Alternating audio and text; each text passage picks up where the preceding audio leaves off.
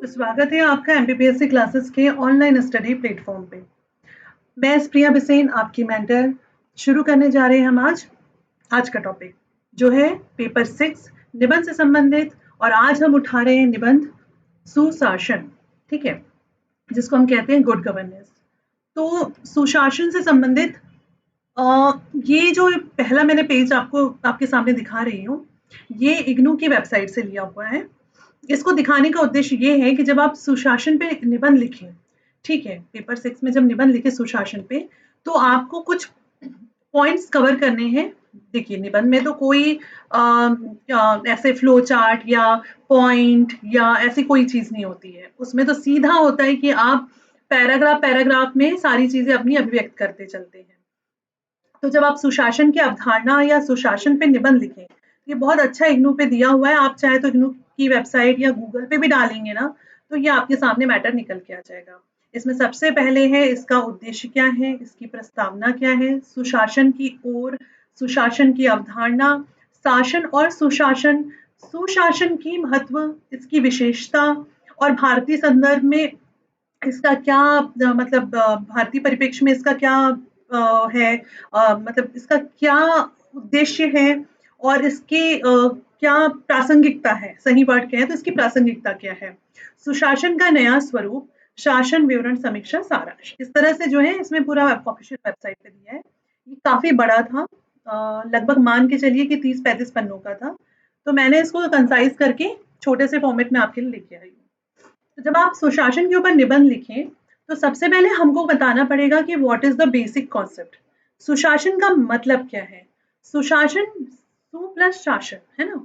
सु प्लस शासन जब ये शब्द आता है तो ये जो शब्द है ये शासन से निकला है।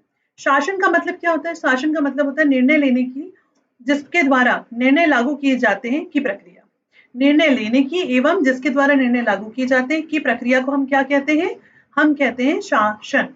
इसका उपयोग क्या होता है, कई संदर्भों में किया जाता है, जैसे कि कॉर्पोरेट शासन, अंतर्राष्ट्रीय शासन, राष्ट्रीय शासन, स्थानीय शासन, ठीक है।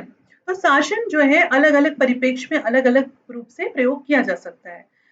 शासन का मतलब सिर्फ ये नहीं है कि आप किसी गवर्नमेंट अथॉरिटी या जो राष्ट्रीय शासन या सरकारी शासन है उसके बारे में बात करें, ये कई तरह का हो सकता है। अब 1992 की बात है जब शासन और विकास नामक एक रिपोर्ट आई थी, गवर्नेंस एंड डेवलपमेंट। इस रिपोर्ट में विश्व बैंक ने सुशासन मतलब गुड गवर्नेंस की डेफिनेशन दी थी। किसने दी थी इसकी गुड गवर्नेंस की डेफिनेशन सबसे पहले? तो ये हमने एक इसका हिस्टोरिकल बैकग्राउंड बता दिया कि वर्ल्ड बैंक ने जो है सुशासन की जो है सबसे पहले परिभाषा दी थी। इसमें सुशासन को विकास के लिए देश के आर्थिक व सामाजिक संसाधनों के प्रबंधन में शक्ति का प्रयोग करने के तरीके के रूप में परिभाषित किया गया है। किस रूप में परिभाषित किया गया है कि विकास के लिए देश के आर्थिक और सामाजिक संसाधनों के प्रबंधन, मैनेजमेंट, प्रबंधन का मतलब होता है मैनेजमेंट में शक्ति का प्रयोग करने के तरीके के रूप में परिभाषित किया गया। इन्होंने सुशासन की 8 प्रमुख विशेषताएं बताई। पहला बोला भागीदारी, दूसरा आम सहमति, तीसरा जवाबदेहिता, पारदर्शिता, उत्तरदायित्व, प्रभावी एवं कुशल नेतृत्व, न्याय संगत, समावेशी होने के साथ साथ कानून के शासन का अनुसरण करता हो, ये होता है सुशासन। तो आप इस तरह से एक पैराग्राफ में इसके बारे में बता देंगे। फिर ये इसमें हम जब इंट्रो को कंक्लूड कैसे करेंगे, देखो इंट्रो को भी आगे बढ़ाने का तरीका क्या होगा कि हमें बताना तो है आगे बहुत सारी बातें, पर इसमें फिर हम बताएंगे कि ये विश्वास दिलाता है कि भ्रष्टाचार को कम किया जा सकता है। इसमें अल्पसंख्यकों के विचारों के ध्यान में रखा जाता है। निर्णय लेने में समाज के सबसे कमजोर लोगों की आवाज सुनी जाती है। ये समाज की वर्तमान और भविष्य की जरूरतों के लिए उत्तरदायी है। इस प्रकार से यहाँ हमने सुशासन के बारे में एक इंट्रो दिया कि ये क्या है, ये कॉन्सेप्ट कहाँ से आया, इसके जो है क्या प्रमुख विशेषताएं हैं और भ्रष्टाचार को कम करने में और समाज के उत्थान में किस तरह से इसको हम उत्तरदायी साबित कर सकते हैं। इसके बाद में जो ये देखो गुड गवर्नेंस इंडेक्स जो है वो ये इसके जो 8 पैरामीटर्स हैं, इस बेसिस पे हम इसको, अब देखो इसको हमको क्या करना है, इसको डेफिनेटली आप ऐसे में इस तरह से तो लिखोगे नहीं, तो हम इसको क्या करेंगे कि इसे उस पैराग्राफ में कुछ इस तरह से करेंगे कि गुड गवर्नेंस इंडेक्स जो जारी किया जाता है उसमें अलग अलग क्षेत्रों में गुड गवर्नेंस इंडेक्स जारी किया जाता है। जैसे कि कृषि और संबंधित क्षेत्र होते हैं। इस तरह से आप बताओगे। गुड गवर्नेंस इंडेक्स कई क्षेत्रों में जारी किया जा सकता है, जैसे कि कृषि और संबंधित क्षेत्र, न्यायिक व सार्वजनिक सुरक्षा से संबंधित क्षेत्रों का जारी किया जाता है। और तीसरा सार्वजनिक और सार्वजनिक सुरक्षा, ये डबल आ गया है। तीसरा सामाजिक कल्याण एवं विकास से संबंधित क्षेत्र होते हैं। चौथा आर्थिक शासन से संबंधित क्षेत्र होते हैं। पांचवा सामाजिक बुनियादी ढांचा, जिसमें कि समाज के लिए व तथा प्रत्येक वर्ग के लिए बुनियादी सुविधाएं दी जा सके, ऐसे ढांचे का निर्माण करना इसका उद्देश्य होता है। फिर मानव संसाधन विकास से संबंधित, जिसमें कि ह्यूमन डेवलपमेंट इंडेक्स ये सब कुछ आ जाता है। वाणिज्यिक एवं औद्योगिक विकास से संबंधित होता है। सार्वजनिक स्वास्थ्य से संबंधित होता है और पर्यावरण क्षेत्र से संबंधित इंडेक्स होता है। इस प्रकार से इन 8 क्षेत्रों के बारे में हम बता देंगे, ठीक है। अब इसके बाद में क्या हो जाएगा, ये आपने बताया। इसके बाद फिर जो गुड गवर्नेंस की जो विशेषताएं थी, सुशासन की जो विशेषताएं थी, उन विशेषताओं को हम क्या करेंगे, एक एक करके एक एक पैराग्राफ में बताते चलेंगे। तो फिर हम बताएंगे कि गुड गवर्नेंस की जो विशेषताएं हैं, उसमें पहली भागीदारी का मतलब क्या है। भागीदारी से मतलब है कि लोगों को वैध संगठनों या प्रतिनिधियों के माध्यम से अपनी राय देने में सक्षम होना चाहिए। इसमें महिला पुरुष समाज के प्रत्येक वर्ग की समान रूप से भागीदारी होनी चाहिए, चाहे वो पुरुष हो, चाहे महिला हो, चाहे समाज का कोई कमजोर वर्ग हो, पिछड़ा वर्ग हो, अल्पसंख्यक हो। और यहाँ पे भागीदारों से तात्पर्य संघ और अभिव्यक्ति की मतलब वाक और अभिव्यक्ति की स्वतंत्रता से है, ठीक है। ये हमारा मौलिक अधिकार है कि हम अपने आप को अभिव्यक्त कर सकते हैं। इसके बाद में हम बता देंगे कि दूसरी विशेषता जो कानून का शासन है, इसमें कानूनी ढांचों को निष्पक्ष रूप से लागू किया जाना चाहिए और विशेषकर मानवाधिकार कानूनों को तो विशेष रूप से लागू किया जाना चाहिए, ठीक है। और कानून के शासन के बिना राजनीति मत्स्य न्याय के सिद्धांत अर्थात मछली के कानून का पालन नहीं कर पाएगी, अर्थात ताकतवर कमजोर का पर प्रबल होगा। ये मत्स्य न्याय का सिद्धांत जो है, ये कौटिल्य ने दिया है, ठीक है। कौटिल्य के जो न्याय के सिद्धांत है, उसमें उन्होंने बताया मत्स्य न्याय का सिद्धांत की बड़ी मछली जो होती है, वो क्या करती है, वो छोटी मछली को खा जाती है। यही मत्स्य न्याय का सिद्धांत उन्होंने बताया था। तो इसमें ये कहा गया है कि कानून का शासन अगर नहीं होगा, तो मत्स्य न्याय का सिद्धांत अर्थात मछली कानून का पालन करेगी, अर्थात ताकतवर जो है वो कमजोरों पर प्रबल होंगे और समाज में जो है ताकतवर वर्ग का अधिपत्य होगा और कमजोर वर्ग जो है दबाव कुचड़ा सा रह जाएगा। इसके बाद तीसरा जो विशेषता है वो है आम सहमति या उन्मूलन। इसमें है कि आम सहमति उन्मूलन निर्णय लेने से ये सुनिश्चित होता है कि हर किसी की सामान्य न्यूनतम जरूरत पूरी की जा सकती है, जो किसी के लिए हानिकारक नहीं होगा। एक समुदाय के सर्वोच्च हितों को पूरा करने के लिए व्यापक सहमति के साथ विभिन्न हितों की मध्यस्थता करता है। ये इसमें हमको बताना है, ठीक है। कि ये जो सुशासन है, वो क्या करता है, आम सहमति उन्मुख निर्णय लेने के लिए सुनिश्चित होता है और इसमें जो है सामान्य न्यूनतम जरूरतें पूरी की जा सकती हैं, ठीक है। इसके बाद फिर हम नेक्स्ट बता देंगे कि कानून का शासन जो है वो निष्पक्ष होता है, ये बता दिया। हाँ, न्याय संगत व समावेशी। सुशासन एवं समतापूर्ण समाज के निर्माण का आश्वासन देता है कौन, सुशासन।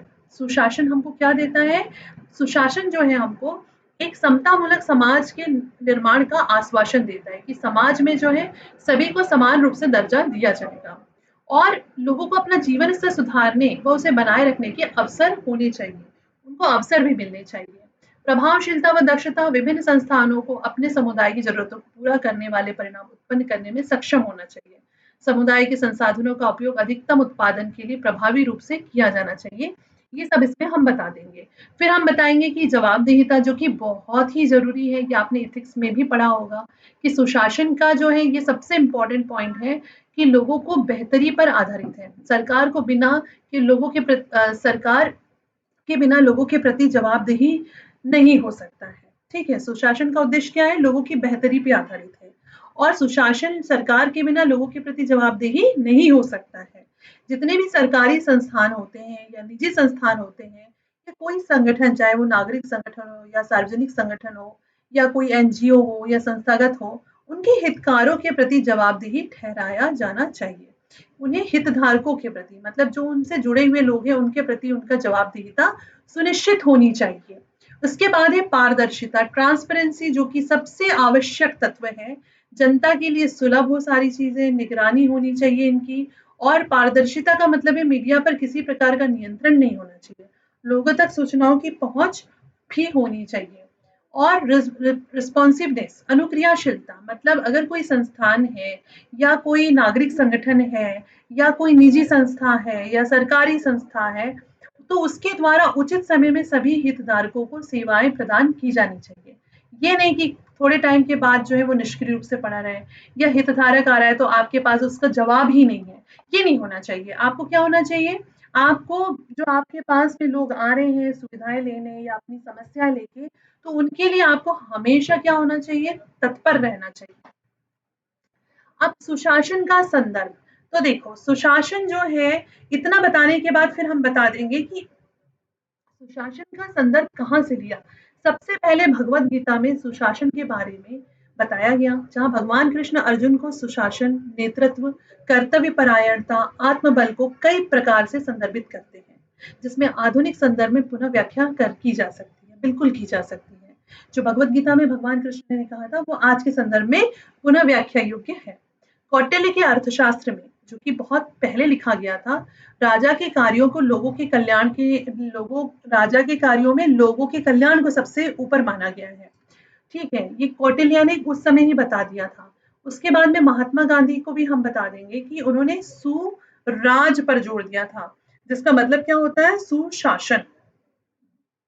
ठीक है, भारतीय संविधान में भी जो है शासन के महत्व को स्पष्ट रूप से रेखांकित किया गया है, जिसमें संप्रभु, समाजवादी, धर्मनिरपेक्ष, लोकतांत्रिक गणराज्य पर आधारित है। साथ ही लोकतंत्र, कानून का शासन लोगों को कल्याण के लिए प्रतिबद्ध है। सतत विकास के लक्ष्यों के तहत जो लक्ष्य नंबर 17 है, जिसमें कि सीधे तौर पे गुड गवर्नेंस की बात की गई है, मैंने आपको पढ़ाया भी है ना, क्योंकि इसमें शासन, समावेशन, भागीदारी, अधिकार व सुरक्षा में सुधार के लिए समर्पित है। और यूनाइटेड नेशन के जो पूर्व महासचिव थे कोफी अन्नान, उन्होंने सुशासन को मानवाधिकार के सम्मान व कानूनी शासन सुनिश्चित करता है, ये कहा था। और उन्होंने ये कहा था कि लोकतंत्र की मजबूती लोक प्रशासन में पारदर्शिता व सामर्थ्य को बढ़ावा देता है, कौन, सुशासन। अब हम अपने ऐसे ऐसे में, अब देखिए हम अपने ऐसे के मिड पार्ट में पहुंच चुके हैं, जहां पे अब हम भारत में सुशासन के लिए क्या क्या पहल की गई है वो हम बताएंगे।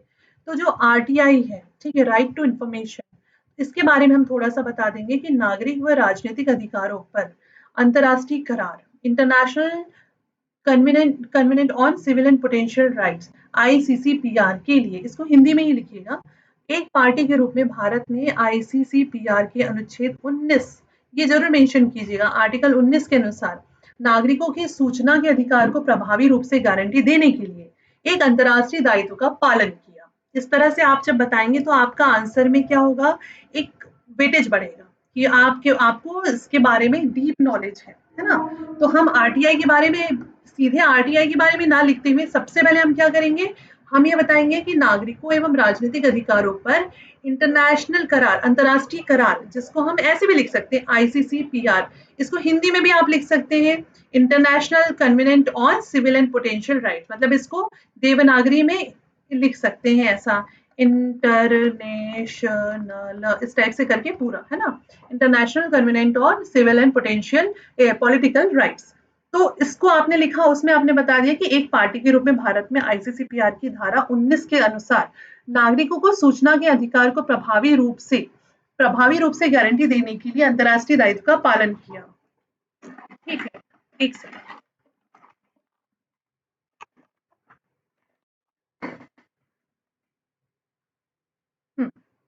अंतर्राष्ट्रीय रूप गारंटी देने के लिए अंतर्राष्ट्रीय दायित्व का पालन किया। आरटीआई अधिनियम 2005, आरटीआई अधिनियम 2005 भारतीय लोकतंत्र के एक महत्वपूर्ण बदलाव है।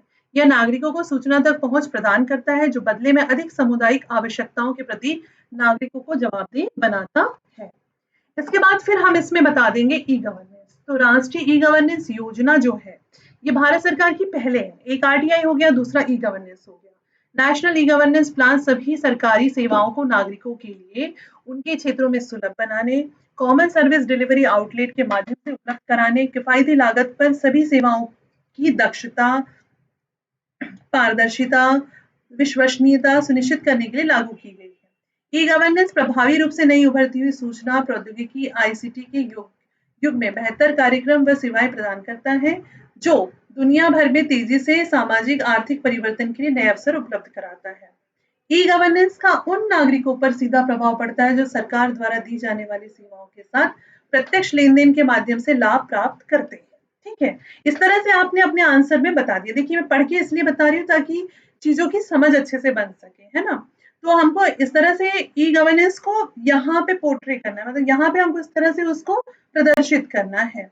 अब ई गवर्नेंस के तहत गवर्नमेंट ने क्या-क्या प्रोग्राम शुरू किए, तो एक है Pragati program, proactive governance and timely implementation, digital India कार्यक्रम, ठीक है, एमसीएस 21, ये कंपनी के मामलों के लिए सेवा और वितरण की गतिशीलता को सुनिश्चित करता है। पासपोर्ट सेवा केंद्र हो गए, ऑनलाइन आयकर रिटर्न आदि के केंद्र हो गए। फिर सरकार द्वारा न्यूनतम सरकार अधिकतम शासन, मिनिमम गवर्नमेंट मैक्सिमम गवर्नेंस पर ध्यान देना है। ई गवर्नेंस का मेन मोटिव क्या हो गया, न्यूनतम सरकार अधिकतम शासन, या इसको आप देवनागरी में भी लिख सकते हो, मिनिमम गवर्नमेंट मैक्सिमम गवर्नेंस पर ध्यान देना है। अब कानूनी सुधार क्या-क्या किया सरकार ने, तो केंद्र सरकार ने पारदर्शिता लाने, दक्षता में सुधार करने के उद्देश्य से 1500 अप्रचलित नियमों और कानूनों को समाप्त कर दिया, हटा दिया इनको बिल्कुल, ये कोई काम के नहीं, हटाओ इन्हें। फिर उसके बाद में ये आपको ज़रूर मेंशन करना है। फिर है कानूनी प्रक्रियाओं के तहत विभिन्न संस्थाओं द्वारा किए जाने वाले मध्यस्थता पर ध्यान देने के साथ ही प्रतिक्रियात्मक कानूनों में सुधार किया जाना चाहिए, ये हम बता देंगे। फिर हम बता देंगे ईज़ ऑफ डूइंग बिज़नेस के बारे में कि सरकार द्वारा व्यापार करने की परिस्थितियों में सुधार के लिए कदम उठाए गए हैं, जिसमें कई कानून भी शामिल किए गए हैं, जो देश के कारोबार, माहौल, नीतियों के संबंधित पारिस्थितिक तंत्र के सुधार किए जा रहे हैं। जैसे दिवालियापन संहिता, बैंक्रप्सी कोड, है ना, जीएसटी, एंटी मनी लॉन्ड्रिंग कानून, ये सब लाए गए, ये बहुत अच्छे-अच्छे कानून हैं। तो इसके बारे में हमें ज़रूर मेंशन करना है, ईज़ ऑफ डूइंग, व्यापार की परिस्थितियों में सुधार के लिए उठाया गया कदम है, जिसमें कई कानून शामिल हैं, जो देश के कारोबारी माहौल और नीतियों से संबंधित पारिस्थितिक तंत्र के सुधार के लिए आवश्यक है या कार्य कर रहा है, ऐसे कुछ भी आप लिख दो। फिर इसमें हम एग्जाम्पल भी कोट कर देंगे, जैसे दिवालियापन संहिता, वस्तु कर सेवा, एंटी मनी लॉन्ड्रिंग कानून। ठीक है, तो इस तरह से आपका आंसर आगे बढ़ते जा रहा है। अब इसमें हम एक और चीज बताएंगे, विकेंद्रीकरण, कि केंद्र सरकार ने योजना आयोग को समाप्त करके इसकी जगह पे नीति आयोग नामक थिंक टैंक लाया है। कौन किसको लाया है, नीति आयोग नाम से थिंक टैंक लाया है, जो सरकारी संघवाद को बढ़ावा देता है। और 14वें वित्त आयोग ने 2015 से 20 तक राज्यों के लिए कर हस्तांतरण की सीमा को 32% से बढ़ाकर के 42% कर दिया है। राज्यों को स्थानीय कारकों के आधार पर योजनाएं आरंभ करने में अधिक से अधिक स्वतंत्रता प्रदान करता है। कौन, 14वां वित्त आयोग। इस तरह से आपने एक फैक्ट भी डाल दिया अपने आंसर में, मतलब आंसर निबंध में। तो यहाँ पे हम क्या बताएंगे, विकेंद्रीकरण में सबसे पहले योजना आयोग को समाप्त करके नीति आयोग चालू किया गया, और ये एक थिंक टैंक है जो कि सहकारी संघवाद को बढ़ावा देता है। फिर हम बता देंगे जो 14वां वित्त आयोग आया, उसने क्या किया, 2015 से 20 की अवधि में जो राज्यों के लिए हस्तांतरण की सीमा है उसको 32% से बढ़ा करके 42% कर दिया है। अब राज्य जो है अधिक अधिक उनके पास अधिकार है कि वो योजनाएं आरंभ करने के लिए अधिक स्वतंत्र है ना। उसके बाद में फिर हम बता देंगे पुलिस रिफॉर्म किए गए, जिसमें कि जो बड़े अपराध हैं उनके लिए ईएफआईआर दर्ज कराने, गौण अपराध मतलब छोटे अपराध जो हैं, उसके लिए ईएफआईआर दर्ज कराने के सहित प्रथम सूचना रिपोर्ट मतलब जो एफआईआर तंत्र में सुधार किया गया है। नागरिकों की आपातकालीन सुरक्षा जरूरतों को पूरा करने के लिए एक राष्ट्रव्यापी आपातकालीन नंबर को भी लॉन्च किया गया है। इस प्रकार से आपको मतलब थोड़ी बहुत चीजें बतानी है इसमें। फिर आप ये बता सकते हैं कि एफआईआर आपके द्वारा जैसी योजनाएं भी शुरू की गई जो कि गुड गवर्नेंस को बढ़ावा देते हैं, और लोगों के जो है अंदर जो डर है कि एफआईआर दर्ज कराने या पुलिस थाने जाने या अपराधों के प्रति संवेदनशीलता को जो है जागृत करने का काम करता है। और पुलिस रिफॉर्म से जो है शासन, पुलिस प्रशासन और नागरिकों के मध्य में संबंधों में सुधार हुआ है। आपस में जो है लोग जो है अब कम घबराते हैं और एफआईआर दर्ज कराने से डरते नहीं है। मतलब इस तरह से कुछ चीज आप डाल सकते हो। फिर आकांक्षी जिला कार्यक्रम जो कि 2018 में शुरू हुआ था, इसमें लोगों के जीवन स्तर में बदलाव लाने के लिए आकांक्षी जिला कार्यक्रम शुरू किया गया था। इंस्पिरेशनल डिस्ट्रिक्ट प्रोग्राम, ठीक है। तो इस कार्यक्रम के उद्देश्य था कि 115 ऐसे जिलों को इंगित किया गया जो कि पिछड़े हुए हैं। किन चीजों में, स्वास्थ्य में, पोषण, शिक्षा, कृषि, जल प्रबंधन, वित्तीय समावेशन, कौशल विकास। तो उनमें सकारात्मक परिवर्तन लाना इसका प्रमुख उद्देश्य है। फिर गुड गवर्नेंस इंडेक्स जो अभी हमने पहले बात की थी, तो गुड गवर्नेंस इंडेक्स जो है 25 दिसंबर 2019 को सुशासन दिवस के अवसर पे शुरू किया गया। और सुशासन दिवस जो है 25 दिसंबर जो है अटल बिहारी वाजपेयी जी जो हैं, उनकी जो अटल जी की जो जन्म दिवस है, उसके उस दिन को सुशासन दिवस के रूप में याद किया जाता है। इन सभी इससे जो है सभी राज्य केंद्र शासित प्रदेशों में शासन की स्थिति पर प्रभावों का आकलन करने के लिए एक समान उपकरण के रूप में तैयार किया गया है। जीजीआई के प्रमुख उद्देश्यों में शामिल। अब इसमें क्या है, गुड गवर्नेंस इंडेक्स के प्रमुख इसमें क्या है कि इसमें जो है केंद्र शासित और राज्यों के शासन की तुलना करने के लिए मात्रात्मक आंकड़े प्रदान करना। जैसे आप देखते हो ना कि राज्यों की रिपोर्ट्स आती है कि स्वच्छता में कैसे है, गवर्नेंस में कैसे है, क्राइम रेट कितना है, सरकारी दफ्तरों में काम कितना हो रहा है, अलग अलग तरह के इंडेक्स आजकल जारी होते हैं, ये गुड गवर्नेंस से ही रिलेटेड है। तो इसका मेन उद्देश्य है कि राज्यों में सुचारू रूप से व्यवस्था चल रही है या नहीं चल रही है, क्या सुधार किया जा सकता है, क्या कमियां हैं, उसकी रणनीति बनाना और उसको लागू करना। ठीक है, ये सब इसके प्रमुख कार्य हैं। फिर है सुशासन की राह में चुनौतियां भी बहुत है। हम सुशासन की अब हम इसको क्या करेंगे कि इसमें आने वाली चुनौतियां बताएंगे। मतलब अब ऐसे को हम कहाँ पे कंक्लूजन के पहले इसकी चुनौतियां बताएंगे। तो क्या क्या हो सकता है कि जैसे राजनीति का अपराधीकरण, एसोसिएशन ऑफ डेमोक्रेटिक रिफॉर्म, ये जरूर बताइए एडीआर रिपोर्ट जो होती है ना, इस पे जो 2019 में गठित लोकसभा के कुल सांसदों में से 43% सांसद जो थे, उन पे आपराधिक केस लगे हुए थे और 14 की तुलना में 26% की इसमें इजाफा हुआ है। फिर उसके बाद में आपराधिकरण राजनेता और सिविल सेवकों, व्यापारिक घरानों की गठजोड़ सार्वजनिक नीति निर्माण व शासन पे बुरा प्रभाव डालते हैं, क्योंकि इससे लोगों के जो है आपसी और जिसको कहेंगे कि उनके निजी हित छिपे हुए रहते हैं। ठीक है, इसके बाद यद्यपि जनता के बीच में राजनीतिक वर्ग का सम्मान लगातार कम हो रहा है। भाई आप सिविल सर्वेंट बनना चाहते हैं, राजनेता बहुत कम लोग बनना चाहते हैं। क्यों? क्योंकि लगातार उनका सम्मान कम होता जा रहा है। इसलिए ऐसे किसी व्यक्ति जिसके खिलाफ गंभीर जघन्य अपराध, भ्रष्टाचार से संबंधित अपराधी आरोप लंबित हैं, को अयोग्य घोषित करने के लिए जनप्रति अधिनियम 1951 की धारा 8 में संशोधन की आवश्यकता है। ये हम बता देंगे कि भाई ये चुनौती है और इसका चुनौती के साथ भी कभी भी ना इसको ना एक समाधान की तरफ हमको ले जाना है कि ये एक चुनौती है और इसका ये समाधान है। तो चुनौती क्या है कि भाई राजनीति का जो है अपराधीकरण हो रहा है, लेकिन इसका साथ में समाधान क्या है? तो ये कर सकते हैं कि जनप्रति अधिनियम 1951 की धारा 8 में हम संशोधन करके जो राजनीतिक आरोपी है या आपराधिक आरोप लंबित हैं, उन्हें अयोग्य घोषित कर दिया जाए कि भाई जब तक कि आपका आरोप खारिज नहीं हो जाता है या आप जो है बरी नहीं हो जाते इस आरोप से, तब तक कि आप जो है राजनीति में जो है सक्रिय नहीं हो सकते हैं। जैसे कि नौकरियों में होता है ना कि आपका आपराधिक रिकॉर्ड है तो आप जॉब सरकारी नौकरी नहीं कर सकते। इन द सेम वे आप कर दीजिए राजनीति में, ये भी किया जा सकता है। इसके बाद भ्रष्टाचार जो कि बहुत बड़ी समस्या है, तो शासन की गुणवत्ता को सुधारने में भ्रष्टाचार बहुत बड़ी बात है। ये तो आप ऐसे भी खुद भी अपनी सोच से जितना चाहे उसके बारे में लिख सकते हैं। स्पष्ट रूप से मानव लालच भ्रष्टाचार का चालक है, भारत में भ्रष्टाचार की बढ़ती प्रवृत्ति की योगदान देने में जिम्मेदार है। फिर हम इसमें ना ट्रांसपेरेंसी इंटरनेशनल की रिपोर्ट डाल देंगे। तो इसमें ये पुरानी रिपोर्ट है, इसको आप जो है अभी 2023 की रिसेंट रिपोर्ट डाल दीजिए कि ट्रांसपेरेंसी इंटरनेशनल के हिसाब से भ्रष्टाचार बोध सूचकांक में 2023 में भारत की रैंकिंग इतनी हो गई है ना? इसके बाद में लैंगिक असमानता, जेंडर इनइक्वालिटी, जब तक कि महिलाओं की स्थिति में सुधार नहीं होगा, विश्व कल्याण के बारे में सोचना असंभव है। जिस प्रकार से एक पक्षी के लिए केवल एक पंख पे उड़ना असंभव है, उसी प्रकार से महिलाओं के पीछे रह के देश का प्रगति करना असंभव है। इस तरह से हम डाल सकते हैं। किसी राष्ट्र की स्थिति का आकलन करने का तरीका ये है कि वहाँ महिलाओं की स्थिति का अध्ययन किया जाए। चूंकि महिलाओं की कुल आबादी का लगभग 50% है, इसलिए सरकारी संस्था व अन्य संबद्ध क्षेत्रों में पर्याप्त रूप से महिलाएं प्रतिनिधित्व बढ़ाया जाना चाहिए। अर्थात सुशासन सुनिश्चित करने के लिए महिलाओं का सशक्तिकरण किया जाना अत्यंत आवश्यक है। हिंसा की बढ़ती घटनाएं, अवैध तरीके से बल का सहारा लेना कानूनी व्यवस्था की समस्या मानी जाती है, किंतु सुशासन के सिद्धांतों के दृष्टिकोण को देखने पर लगता है कि शांति व्यवस्था विकास की दिशा में पहला कदम है। इस प्रकार से हम ये बात भी कह सकते हैं। ठीक है, ऐसे बहुत सारे पॉइंट्स हैं।